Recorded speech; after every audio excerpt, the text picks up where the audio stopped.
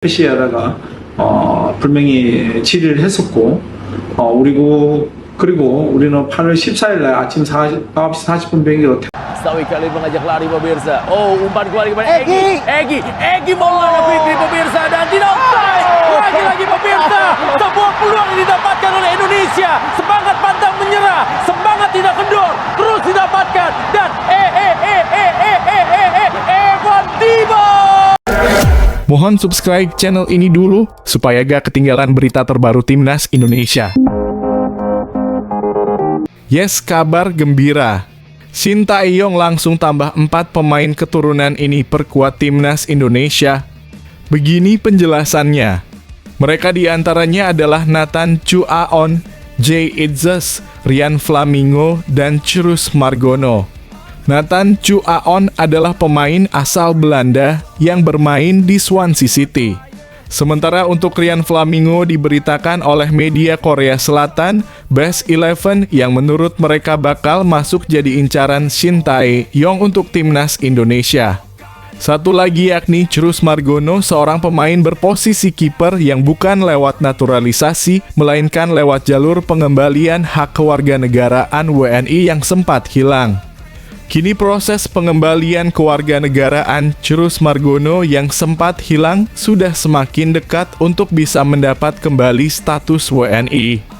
Untuk ketiga pemain tersebut, kemungkinan jawaban Shin Tae-yong jelas, yakni harus melihat dulu performa mereka di lapangan secara langsung.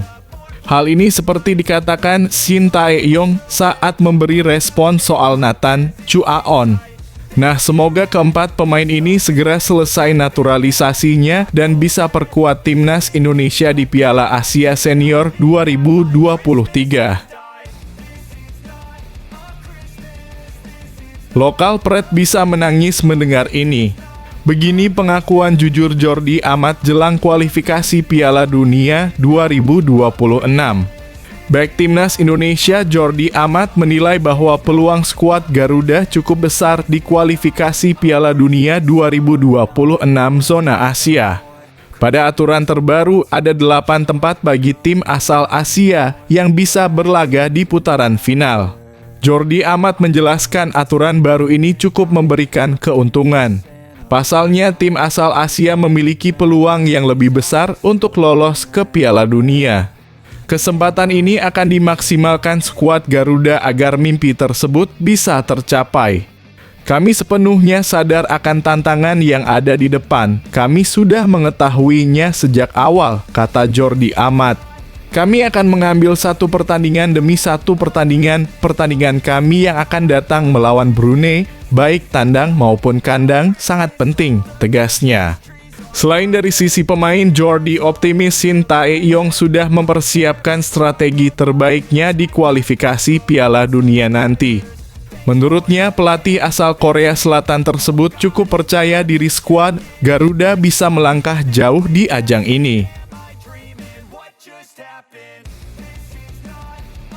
Kabar bahagia mendadak. Semuanya bisa tertawa ngakak dan guling-guling di jalanan usai dengar keputusan hebat Erick Thohir ini. 6 orang ditetapkan tersangka dugaan match fixing Liga 2, Erick Thohir bergerak temui Kapolri. Ketua Umum PSSI Erick Thohir belum berbicara banyak perihal ditetapkannya 6 tersangka dugaan suap di Liga 2 musim 2018. Akan tetapi dia langsung menemui Kapolri Listio Sigit Prabowo usai pengumuman 6 tersangka tersebut. Sebelumnya, Kepala Satgas Anti Mafia Bola Polri, Irjen Asep Edi Suheri, telah mengumumkan 6 tersangka baru dugaan pengaturan skor di Liga 2 musim 2018. Keenam tersangka itu antara lain K dalam kurung, LO wasit dan A dalam kurung, kurir pengantar uang, M dalam kurung, wasit tengah, E dalam kurung, asisten wasit 1, R dalam kurung, asisten wasit 2, dan A dalam kurung, wasit cadangan. Kendati demikian, Erick belum mendengar laporan apapun perihal yang terjadi di Liga 1. Dia pun yakin Liga 1 sudah bersih praktik mafia bola. Dan saya yakin dengan hari ini Liga 1 mulai bersih, ya karena saya belum dengar apa-apa. Kita terus menjalin hubungan kuat dengan kepolisian, kata dia. Irjen Pol Asep Edi Suheri sebelumnya menjelaskan kronologi dugaan pengaturan skor di Liga 2 tersebut. Disebutkan bahwa sebuah klub membayar sebanyak 100 juta rupiah kepada para wasit agar mereka dimenangkan dalam sebuah pertandingan. Pihak klub memberikan uang sebesar 100 juta rupiah kepada para wasit di hotel tempat para wasit menginap dengan maksud agar klub X menang dalam pertandingan melawan klub Y, terang Asep. Klub tersebut tidak hanya menyuap wasit untuk satu pertandingan. Dugaan awal menyebut jika klub itu membayar total sejumlah 1 miliar rupiah agar dimenangkan dalam sejumlah pertandingan. Dasar kurang ajar dan kelewatan.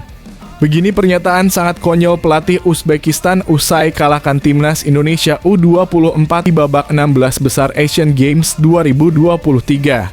Bisa bikin kuping gatal dan kudasan. Uzbekistan sengaja tidak persiapkan adu penalti lawan Indonesia. Pelatih tim nasional Uzbekistan U24 Timur Kapadze ternyata tidak pernah mempersiapkan timnya untuk menghadapi adu penalti. Meski begitu, para penyerang Uzbekistan telah berlatih sendiri untuk berjaga-jaga bila terjadi adu penalti. Meski mendominasi jalannya permainan, namun Uzbekistan kesulitan untuk mencetak gol pada waktu normal. Hingga akhirnya pada babak tambahan waktu, Braizerzod Asanov pada menit 92, 120+1 memastikan kemenangan Uzbekistan.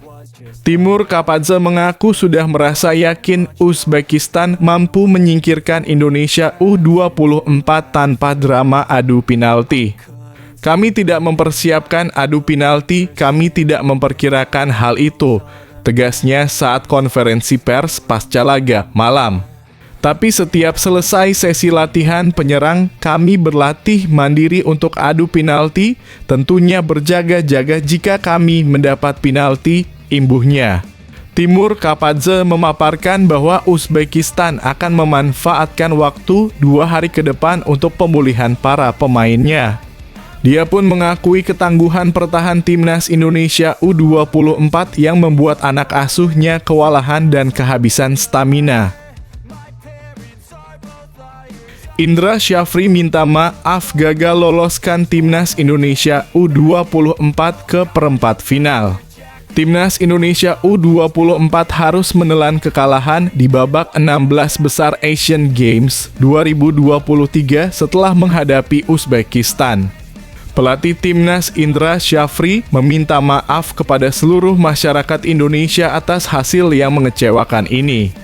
Dalam jumpa pers usai laga, Indra Syafri menyatakan kami dengan rendah hati memohon maaf kepada seluruh masyarakat Indonesia. Sebenarnya para pemain kami tadi memiliki tekad kuat untuk melampaui pencapaian Asian Games sebelumnya.